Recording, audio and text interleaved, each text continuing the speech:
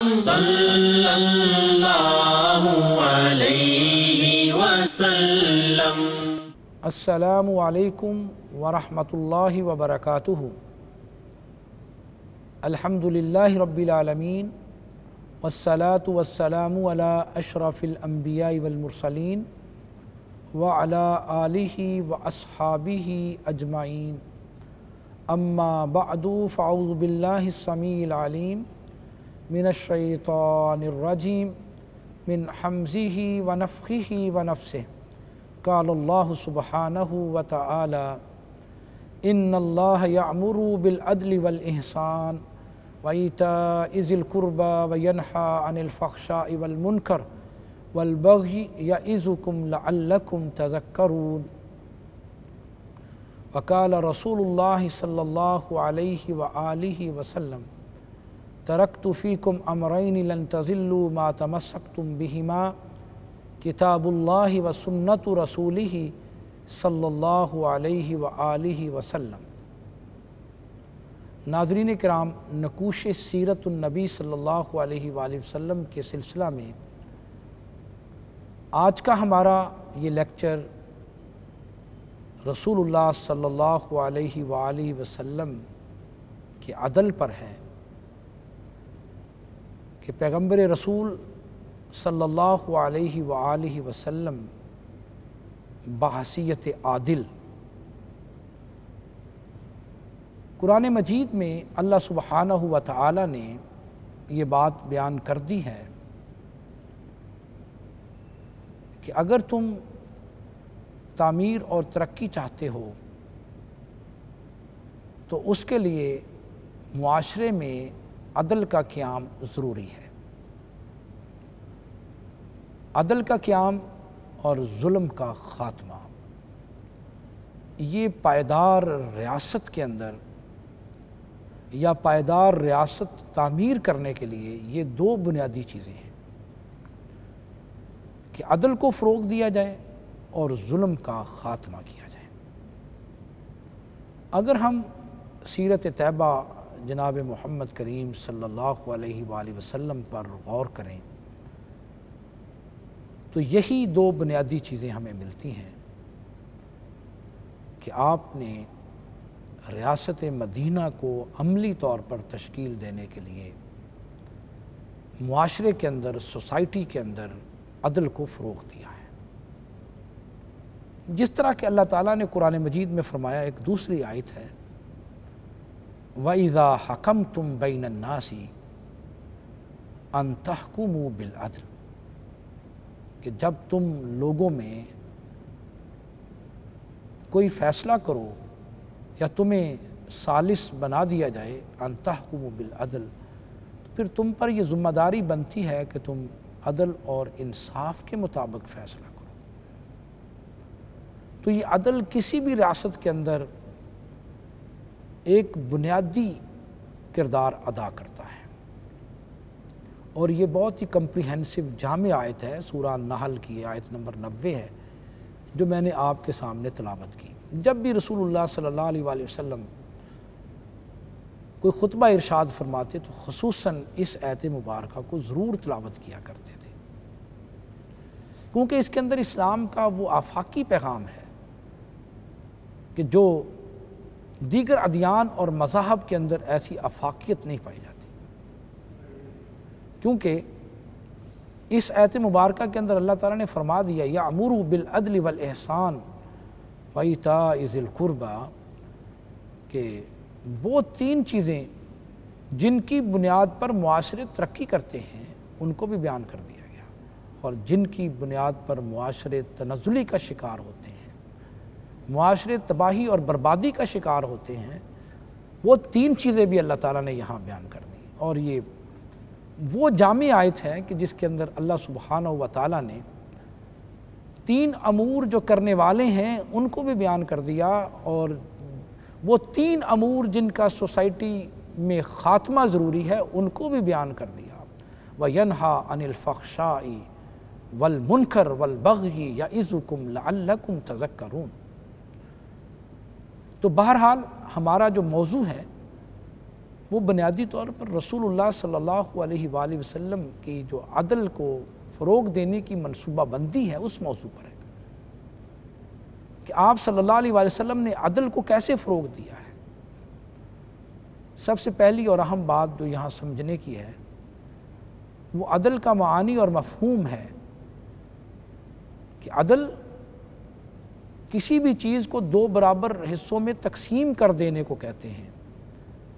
یا کسی بھی چیز کو جو اس کا اصل مقام ہے وہ عطا کر دینے کو کہتے ہیں۔ وضع الشیء علی محلہ،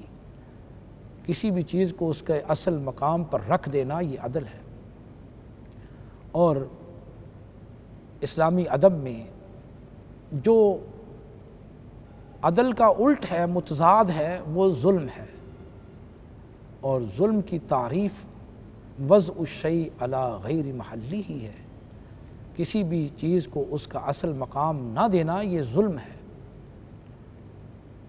اللہ تعالیٰ نے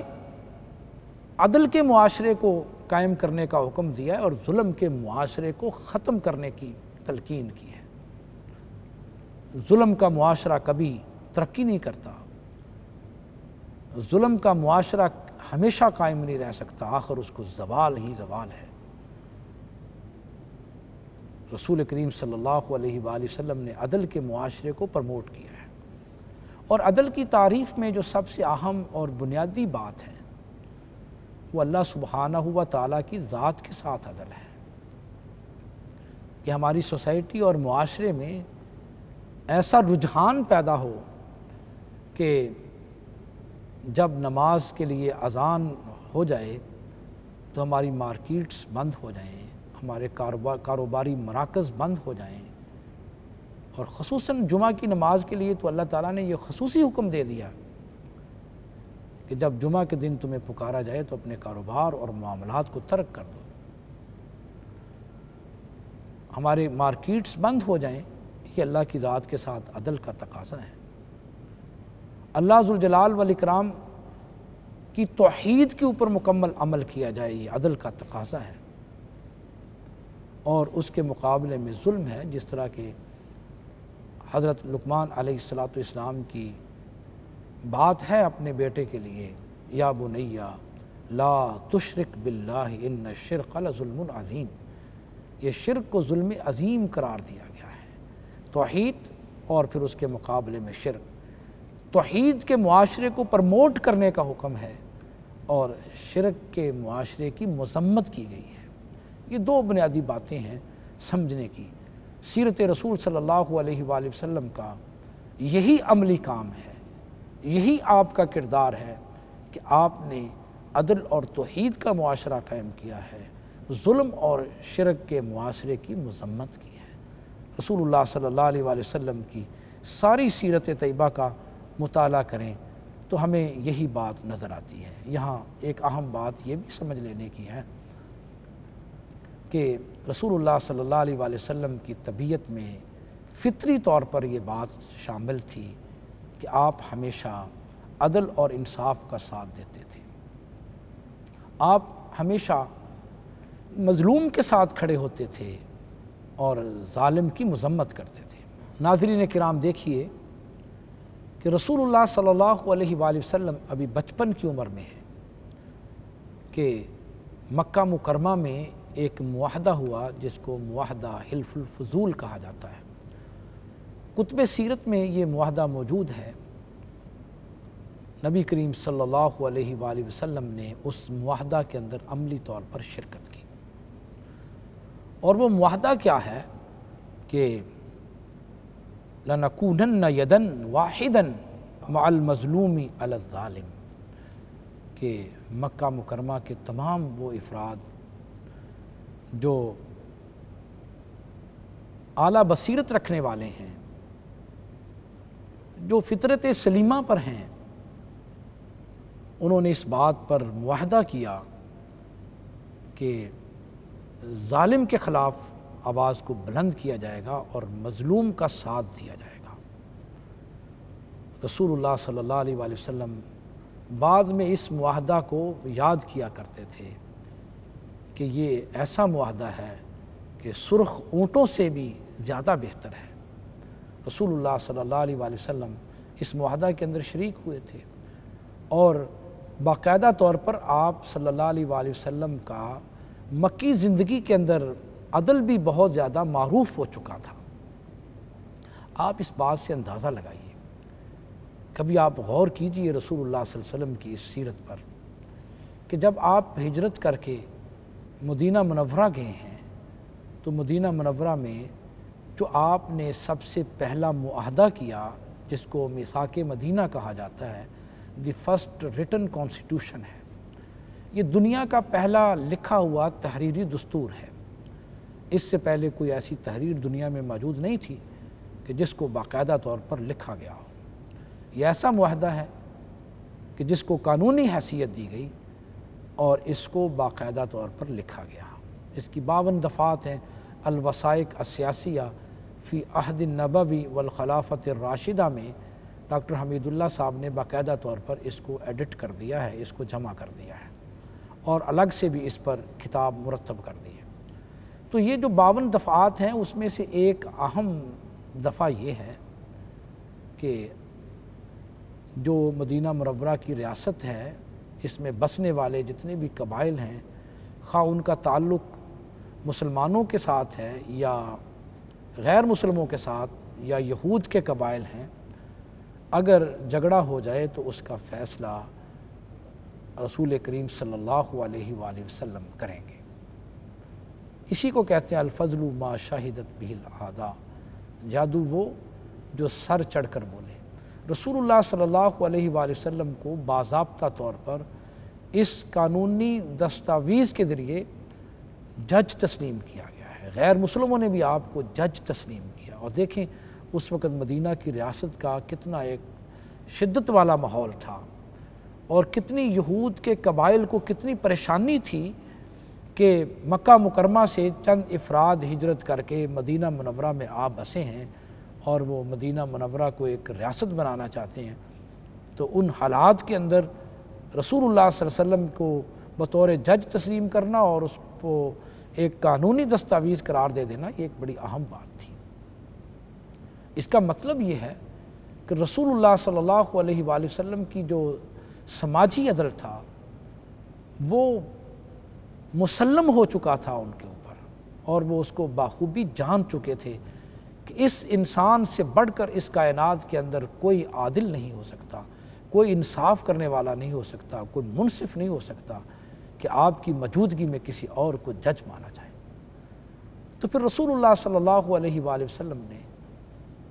بہت ہی زیادہ امن کے معاہدات کیے، صلح کے معاہدات کیے، اور قبائل کے درمیان جو صلح کے معاہدات ہیں وہ بہت ہی زیادہ آپ صلی اللہ علیہ وسلم کی سیرت سے ثابت ہیں۔ یہ ایک الگ موضوع ہے، انشاءاللہ اس پر بھی ہم بات کریں گے کہ رسول اللہ صلی اللہ علیہ وسلم نے امن اور صلح کو اور ان معاہدات کو کس طرح سوسائٹی کے اندر پروموٹ کیا ہے، اور کسی بھی ترقی یافتہ سوسائٹی کے اندر امن کے معاہدات کی، صلح کے معاہدات کی کیا اہمیت ہوتی ہے۔ تو بہرحال رسول اللہ صلی اللہ علیہ وآلہ وسلم نے سماجی عدل کو فروغ دیا، اور بہت آپ کی جو تعلیمات ہیں اس کے اندر آپ نے واضح طور پر بتا دیا، اور جو خاص طور پر تعلیم کا مسئلہ ہے تو آپ نے یہ ڈسکریمنیٹ نہیں کیا کہ مردوں کی تعلیم کو لازمی قرار دیا جائے اور خواتین کی تعلیم کو چھوڑ دیا جائے، ایسا نہیں ہے۔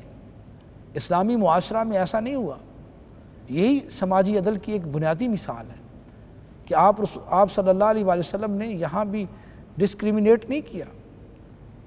اور برابر مواقع فراہم کیے ہیں۔ جہاں مسجد نبوی میں مردوں کی تعلیم کا بندوبست ہوتا تھا، اس کے ساتھ ساتھ خواتین کی تعلیم کا بھی بندوبست کیا جاتا تھا۔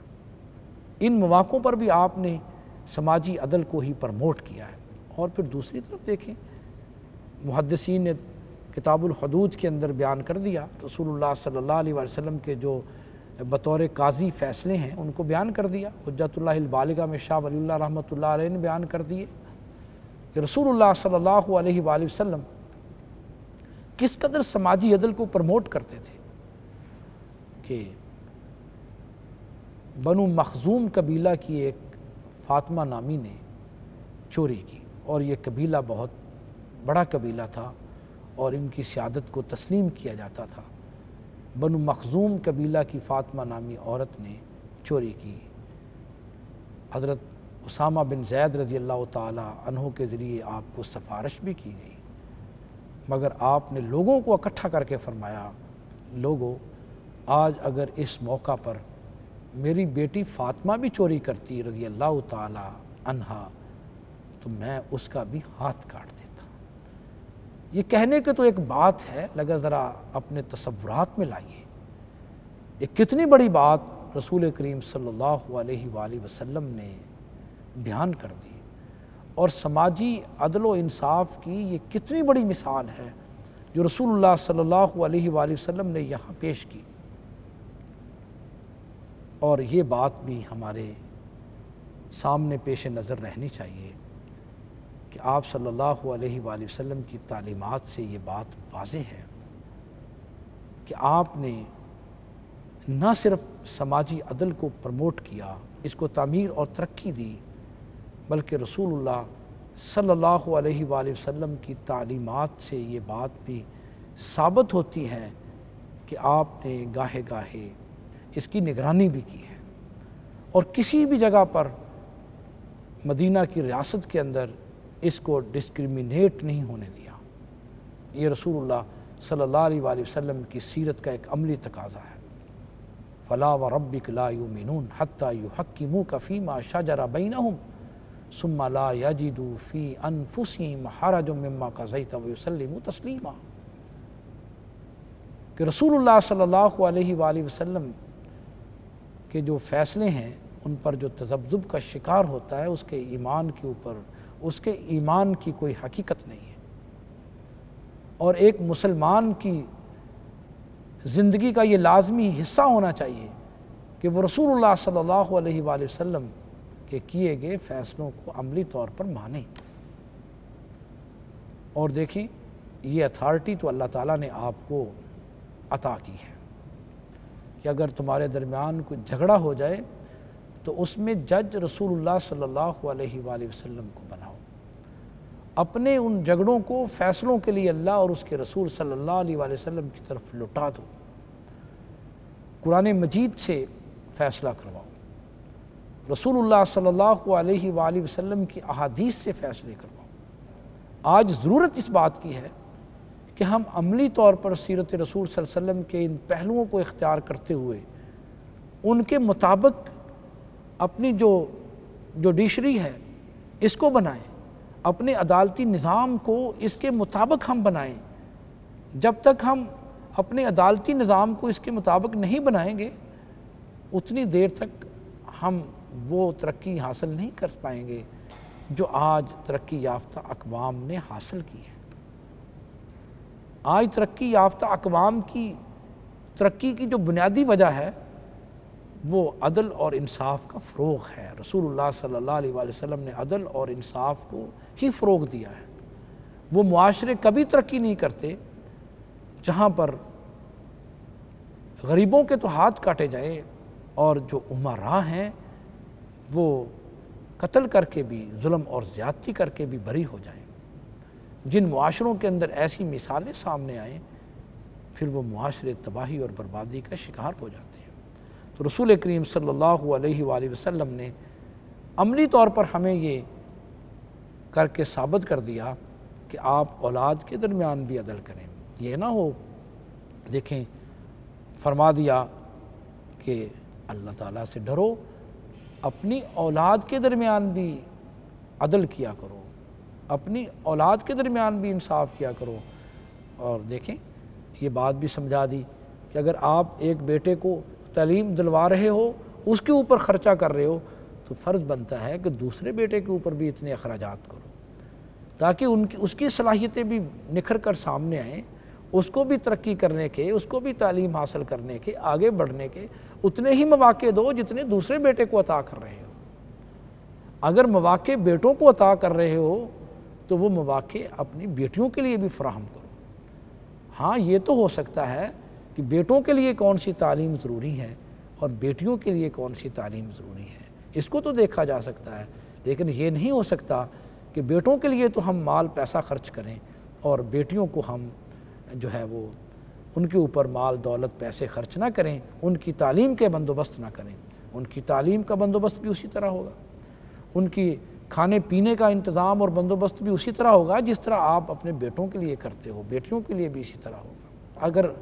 ایک سے زائد آپ کی بیویاں ہیں تو ان کے درمیان بھی سماجی عدل اور انصاف ہونا چاہیے۔ رسول اللہ صلی اللہ علیہ وآلہ وسلم کہ ازواج مطہرات کی نمایاں مثالیں ہمارے سامنے ہیں کہ کس طرح آپ نے سماجی عدل کو ان کے درمیان پروموٹ کیا تھا۔ تو بہرحال یہ ایک مطالعہ ہے جو ہمیں کرنا چاہیے، پڑھنا چاہیے اور اس کے مطابق اپنے سوسائٹی کو سدھارنا چاہیے۔ تو یہ ایک بہت بڑا اہم موضوع ہے جس کو سیکھنا، پڑھنا اور پھر اس کے عملی تقاضوں کو پورا کرنا، یہ آج ہماری بنیادی ذمہ داری ہے۔ ایک باپ کی حیثیت سے سماجی عدل کیا ہے، ایک بھائی کی حیثیت سے سماجی عدل کیا ہے، ایک معلم کی حیثیت سے سماجی عدل کیا ہے، ایک تاجر کی حیثیت سے سماجی عدل کیا ہے، ایک حکمران کی حیثیت سے سماجی عدل کیا ہے، ایک چیف جسٹس کی حیثیت سے سماجی عدل کیا ہے۔ یہ ساری مثالیں آقا کائنات سرور دین و دنیا جناب محمد کریم رؤوف الرحیم علیہ الصلاۃ والسلام کی حیات طیبہ سے واضح ہوتی ہیں۔ تو آئیے ہم نقوش سیرت کے ان پہلوؤں پر عمل کریں۔ وآخر دعوانا ان الحمد للہ رب العالمین۔ وہاں کی ہر زنجیر کو توڑا، رشتہ ایک اللہ سے جوڑا، محسن اعظم ہادی عالم صلی اللہ علیہ وسلم، صلی اللہ علیہ وسلم۔